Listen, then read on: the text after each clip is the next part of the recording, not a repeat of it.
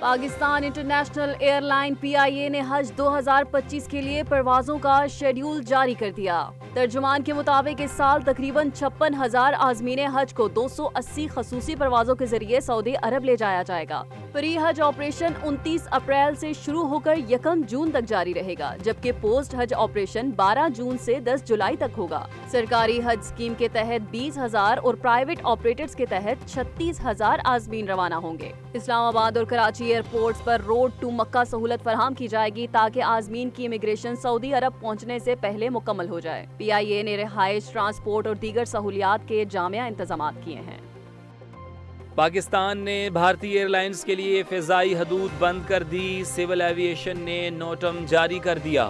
اب بھارتی طیارے پاکستانی حدود استعمال نہیں کر سکیں گے۔ روزانہ 70 سے زائد پروازیں متاثر ہوں گی۔ ایئر انڈیا، اسپائس جیٹ اور انڈیگو سمیت تمام بھارتی ایئر لائنز پر پابندی لاگو ہوگی۔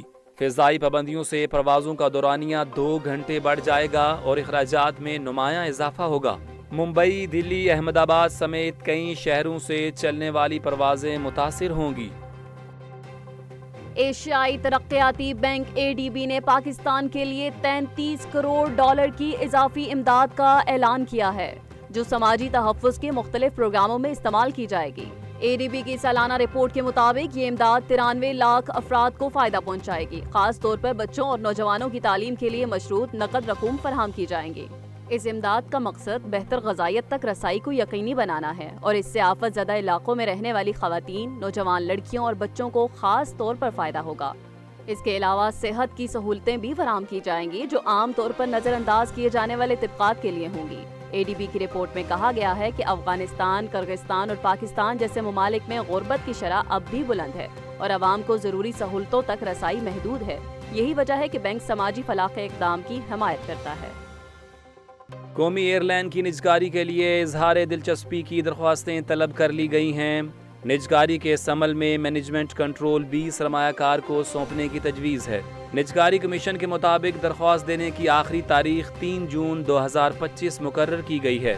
سرمایہ کاروں کو ترغیب دینے کے لیے متعدد مراعات بھی دی جا رہی ہیں، جن میں نئے جہازوں کی خریداری یا لیز پر لینے پر 18% GST سے چھوٹ شامل ہے۔ کمیشن کا کہنا ہے کہ کچھ واجبات نجی شعبے کو منتقل نہیں کیے جائیں گے، جبکہ کچھ ٹیکسوں اور قانونی مقدمات میں تحفظ بھی دیا جائے گا۔ پنجاب بھر میں شدید گرمی کی لہر جاری ہے، جس کے دوران درجہ حرارت 45 ڈگری سینٹی گریڈ تک پہنچنے کا امکان ظاہر کیا گیا ہے۔ محکمہ موسمیات کے مطابق لاہور سمیت بیشتر علاقوں میں موسم خشک اور گرم رہے گا اور آئندہ چند روز تک بارش کا کوئی امکان نہیں۔ PDMA نے الرٹ جاری کرتے ہوئے شہریوں کو احتیاطی تدابیر اختیار کرنے کی ہدایت کی ہے۔ جنوبی پنجاب کے اضلاع بہاولپور، رحیم یار خان، ڈیرہ غازی خان اور ملتان میں ہیٹ ویو کی شدت مزید بڑھنے کا خدشہ ہے۔ لاہور سمیت میدانی علاقوں میں بھی درجہ حرارت 40 ڈگری کے آس پاس ریکارڈ کیا گیا ہے۔ چولستان میں صاف پانی کی فراہمی اور اسپتالوں میں ہیٹ ویو کاؤنٹرز قائم کر دیے گئے ہیں۔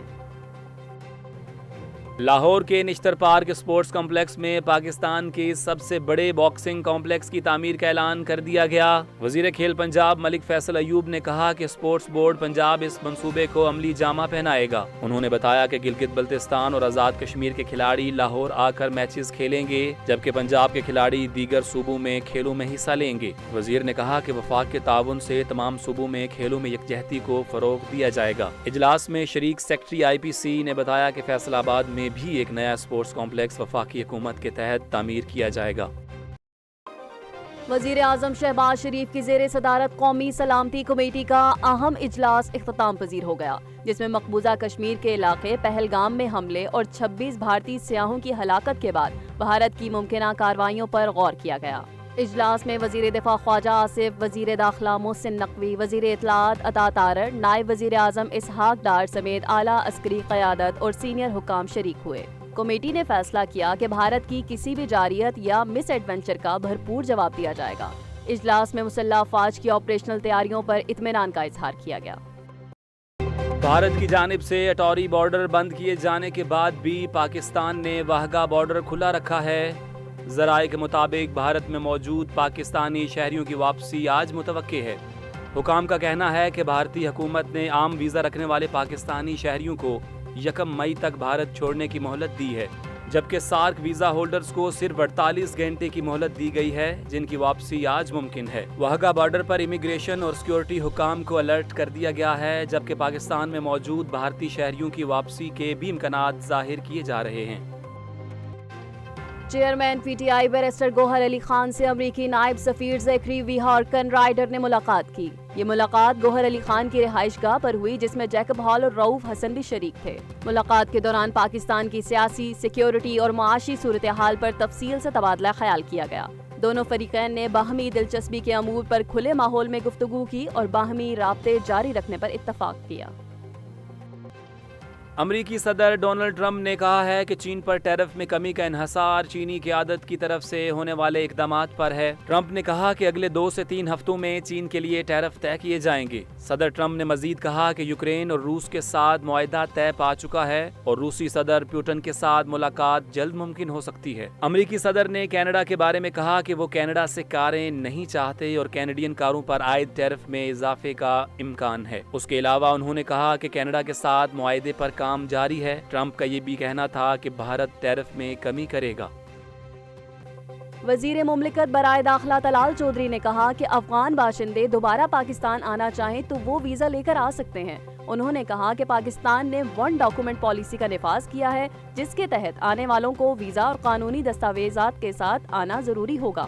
انہوں نے کہا کہ پاکستان نے 1 ڈاکومنٹ پالیسی کا نفاذ کیا ہے، جس کے تحت آنے والوں کو ویزا اور قانونی دستاویزات کے ساتھ آنا ضروری ہوگا۔ طلال چودھری نے بتایا کہ 8,57,000 افراد کو 1 ڈاکومنٹ پالیسی کے تحت واپس بھیجا گیا، جن میں بڑی تعداد افغان باشندوں کی تھی۔ افغان سٹیزن کارڈ ہولڈرز کی واپسی کی ڈیڈ لائن 30 جون تک بڑھا دی گئی ہے۔ انہوں نے افغان خاتون کی ہلاکت کی خبر کو جھوٹا قرار دیا اور کہا کہ افغان شہریوں کو عزت سے واپس بھیجا جا رہا ہے۔